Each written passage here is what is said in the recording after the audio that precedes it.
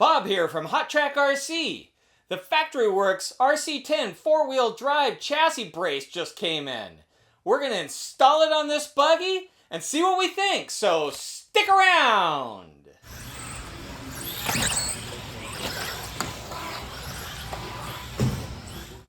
If you've driven the RC10 4-wheel drive or even just have experience with gold pans, you can see how chassis flex is going to affect this belt.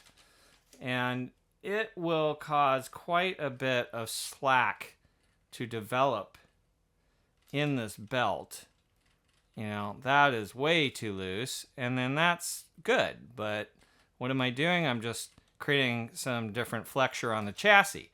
So what do we do about this? Well, Factory Works answered the call, and they have released this 4-wheel drive chassis brace that includes all the hardware you need except for these rod ends, which come in your 4-wheel drive kit. They're the long ones, and you should be putting the short ones on the car. I accidentally cut these long ones off. This tree will look larger on your kit. I've cut some of the tree off. Anyway, the long ones here, you need 2 of those out of your kit, and then you're good to go. And we're going to mount this brace between the rear shock tower and the transmission.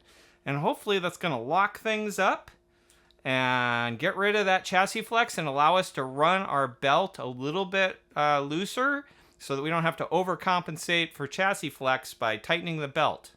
So let's check out what we get in the kit. First of all, we get the cylindrical tube, which is the brace itself. It's threaded at both ends. We get a mount that goes on the rear shock tower.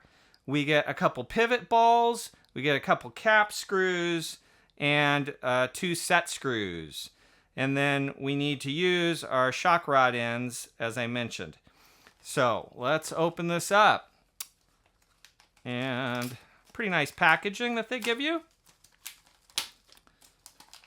And as I thought, it is sealed. So we'll open that up, pull our tube out, and our instructions. We get a little bit of an instruction booklet. All right, and a little Factory Works sticker. Okay, so remove the 540 nut on the front of the transmission stud. So we're talking about this right here, I think. Note that it actually has 3 screws. I didn't see them all in the bag. There are 3 cap screws, and one of them is different than the other 2. So we'll watch for that. And let's just see how this goes together. Okay, first off, we're going to remove this nut off the transmission brace. And we're not going to use that anymore. Okay, so I'm going to put that aside. Then we're going to remove these 2 540 screws here. And I don't think we're going to use those anymore either. Why am I calling them 540 screws? They're 440 screws. So, all right, we got that stripped off. So now we are going to install our set screws. And they go in smoothly, as you would expect. And now we're going to put our rod ends on here. And we're just going to snug them up a little bit. Now, maybe we'll need to add Loctite here, but it didn't say to do that right off. That goes pretty easily. I think these are going to need to be at 90 degrees, which they roughly are at this point. Okay, so now here's our mount. This needs to go back here.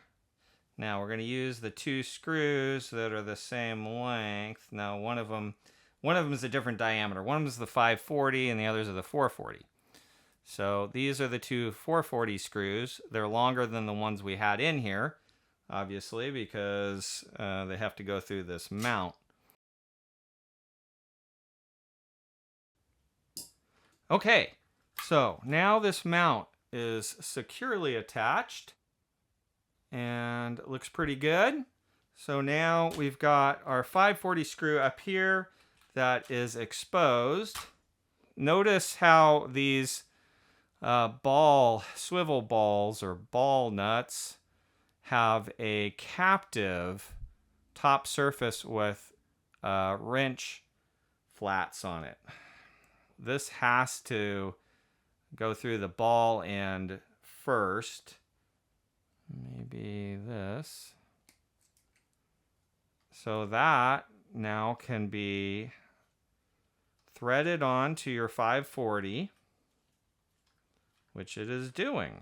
And I just hand tighten that right on there. So now the front is on, and it looks like everything's going to clear the servo linkage, that we don't have any interference there, so that's good. And we have this, so I was wrong, it's not at 90. So I'll just tighten that up a bit. Okay. Now that looks like it's lining up really well. All right. Now, this one, the 540 comes up from the bottom. And is it going to clear and go up? All right. Now that we've assembled this incorrectly, we can do it the right way. There's nothing like learning from experience. So what we want to do is put our shock rod ends onto the chassis brace, and then put our ball nuts into our rod ends. And then we are going to put our 540 screw, which is unique, through one side of the center hole on this mount. And then we're going to thread the ball nut onto this. And it seems to like a 5.5 millimeter nut driver. Okay, and then we'll go down as far as we can with it loose. And then I'm going to tighten it the rest of the way. And get it nice and snug here. Yeah, that's nice and tight now. And now we can go back and install this mount onto our shock tower. And using the ball end hex driver. It would be convenient if all these wires weren't right here, but of course they are.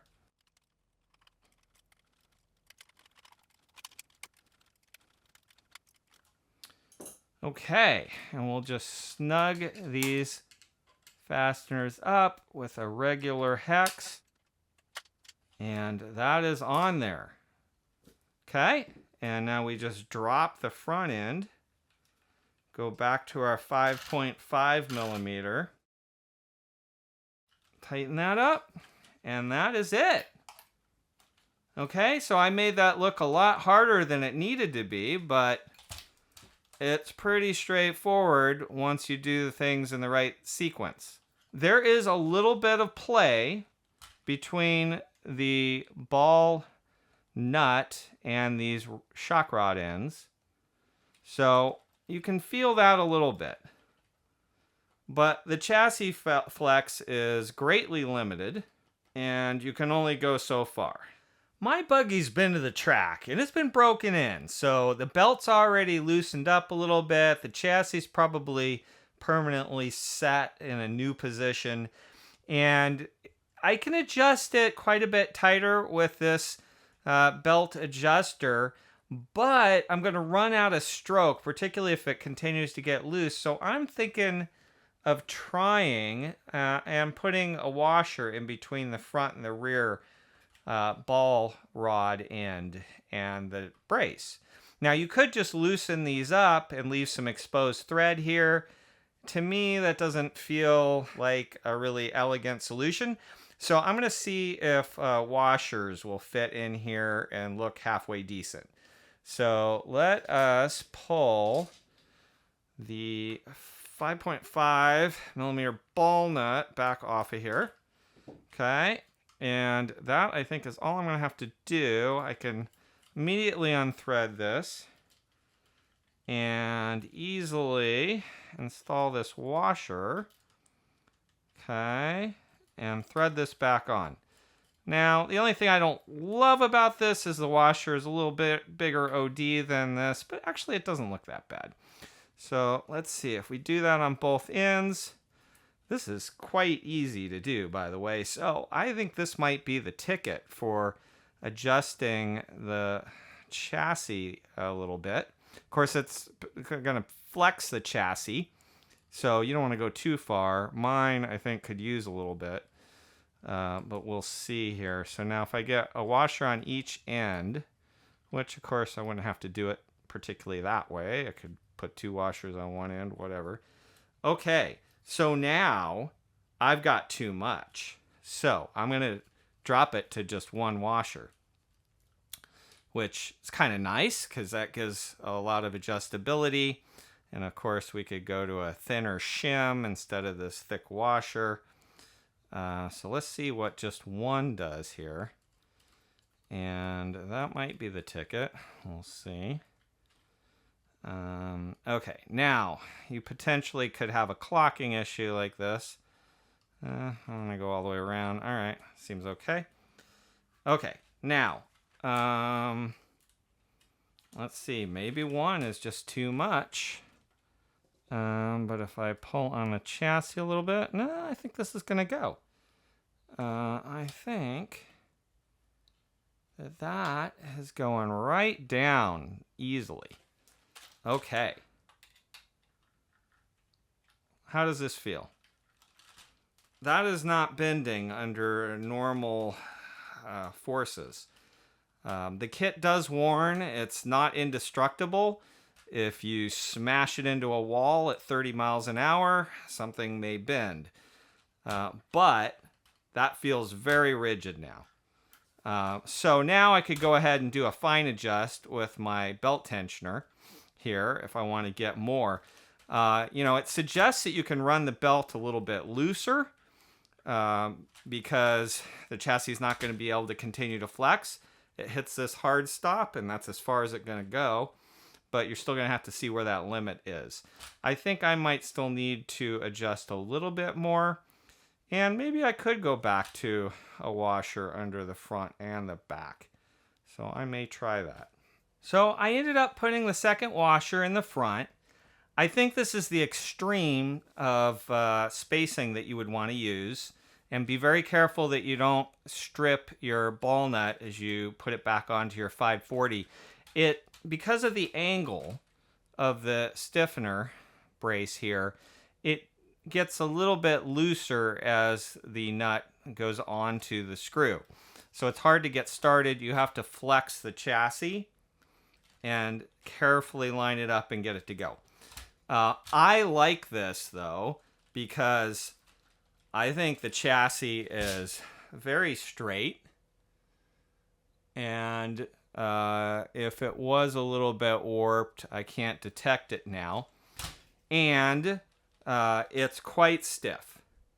So it's sort of preloaded, and there's just like, that's about as stiff as you're going to get an RC10 gold pan.